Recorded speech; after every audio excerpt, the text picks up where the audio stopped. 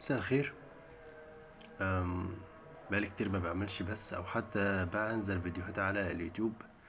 متابع اخبار غزة واخواتنا الفلسطينيين اللي بيحصل فيهم، والدك اللي بيحصل كل يوم، الاطفال اللي بتموت كل يوم، الستات اللي بتموت كل يوم، الناس اللي بتموت كل يوم، الشهداء اللي بتموت كل يوم، الناس اللي كل يوم بتصحى وتنام مستنين الموت في اي لحظة، الناس اللي الاطفال اللي دايما كل يوم بيصحوا على صوت الانفجارات ومستنين ان هم يموتوا من الجوع. الأطفال اللي كان حلمها تخش مدرسة وتبقى حاجة في حياتها المستقبلية بقى دلوقتي عايشة في خياب ومستنية الموت في أي وقت. الناس كلها بقت مستنية إنها تموت من الجوع، مستنية تموت تحت أي ظرف من الظروف، يا إما برصاصة غدارة، يا إما هتموت من الجوع، يا إما هتموت في المعتقل لو تم سجنهم. الناس ما عادش عندها أصلا أمل. تبص على الفيسبوك، تبص على حتى كل مواقع التواصل الاجتماعي، تلاقي الناس كلها عمالة تشير عمالة تشير عمالة تشير.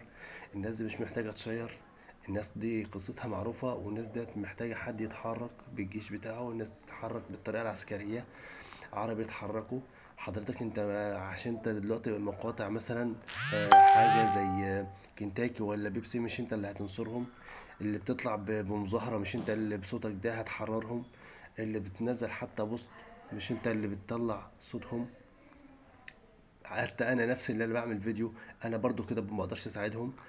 اللي ما يقدرش يساعدهم غير الحكومات العربية، غير الحكومات اللي قاعدة متكاسلة، غير جيرانهم اللي قاعدين اكنهم مش شايفين.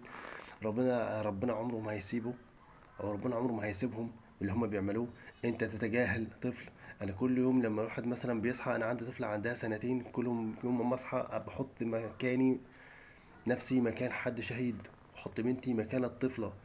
مناظر الأطفال بنشوفهم الواحد بيعيط، ما بيكونش هنا عليه حتى يسيب التليفون. يكاد يكون واحد ممكن يصحى 24 ساعة بيتابع الأخبار. بشوف منظر الست وهي شايلة ابنها على ايديها وجسمه وجلده ومتلج.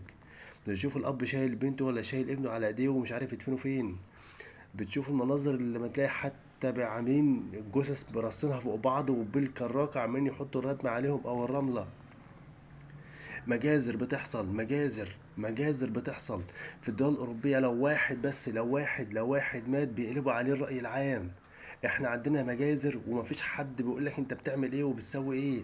انت العربي انت فين؟ انت دمك انت العربي فين؟ انت كعربي انت فين؟ احنا عبارة عن شوية خنازير، احنا عبارة عن شوية خنازير. انا خايف يوم من الايام الاطفال الصغيرين اللي احنا بنشيلها دلوقتي، اللي في حضننا دلوقتي، ابني وابنك، لما يصحى يقول لك انت خنزير. طيب ليه انا خنزير؟ عشان انت كنت شايف كل ده وما عملتش حاجة، شايف كل ده وما اتكلمتش، شايف كل ده وما اتحركتش. احنا هنتحرك وهنتكلم امتى؟ احنا ساكتين لحد امتى؟ اوعى نفتكر ان المكان اللي بيحصل واللي بيحصل في غزة هيحصل في غزة بس، هيحصل في غزة ويحصل في فلسطين، هيخلص في غزة وفلسطين، ولما يخلص على غزة وفلسطين اتحرك على سوريا ولبنان ومصر والأردن والإمارات. كل ده هيتحرك. كل كلاب البترول اللي احنا بنتكلم عليهم دلوقتي، اللي معاهم فلوس، اللي عاملين يطبعوا مع اسرائيل، كل ما البترول بيبعتوه لهم هم بيخزنوه. اسرائيل وامريكا مش عبط، هم بيخزنوا البترول بتاعهم على مر التاريخ بتاعهم. ليه؟ علشان يفوتوا البترول وكل الخدمات اللي عندك، وبعد كده هم يبيعوه لك بالاضعاف، وبعد كده يخليك انت خدام وعبد ليهم. يعني الحفاة العراة هيرجعوا حفاة عراة، هيرجعوا حفاة عراة. اتمنى الرسالة وصلت، واتمنى ان حد يتحرك فعلا بطريقة عسكرية. السلام عليكم.